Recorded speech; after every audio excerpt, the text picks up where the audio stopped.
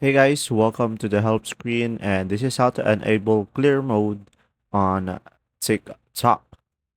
So guys, first thing that you will do is to make sure you have the latest version of TikTok. So let's go to the Google Play Store and then search for TikTok.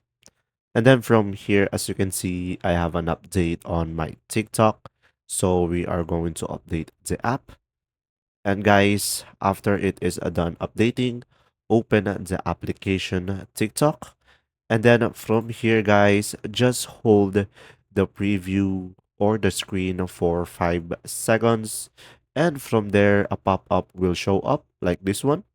And then from here, guys, you will be able to click clear display. And guys, as of now, I am screen recording and TikTok said that I won't be able to use this feature because I am recording. And there you go, guys. That is how to enable clear mode on TikTok. If this video was helpful, please like and subscribe. And thanks for watching. See ya.